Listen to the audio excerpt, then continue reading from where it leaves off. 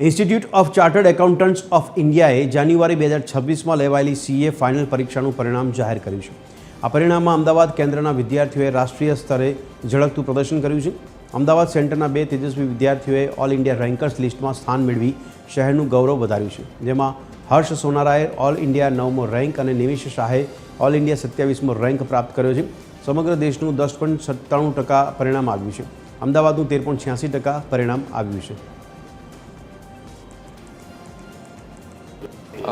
CA inter પત્યા પછી day 1થી જ મેં સીએ ફાઇનલની તૈયારી ચાલુ કરી દીધી હતી। જેકેશા ક્લાસીસ હું રોજ અટેન્ડ કરતો હતો, 3 કલાકના લેક્ચર્સ હતા।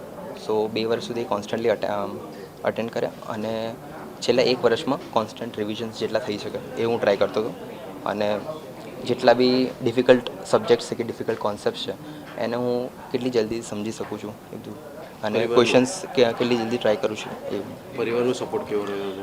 સૌથી વધારે સપોર્ટ મારા ફાધરનો હતો, જે સીએ ફિલ્ડમાં જ હતા, બટ એમણે ડ્રોપ આઉટ કર્યું હતું।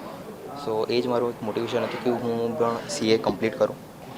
મહેનત માટે મેં ક્લિયર કરેલું કે મારે એક્ઝામ લીવ પર જવું એની પહેલાં મારે બધા સબ્જેક્ટને એકવાર લેક્ચર જોઈ લેવા છે અને પાછળના જે 6 મહિના સ્ટડી લીવ મળે છે એમાં મને પહેલાંના 3 મહિના મારે ફર્સ્ટ રિવિઝન પર ફોકસ કરું હતું, જેમાં હું કન્સેપ્ચ્યુઅલ ક્લેરિટી અને બધા સબ્જેક્ટ ઇન ડેપ્થ ભણીશ।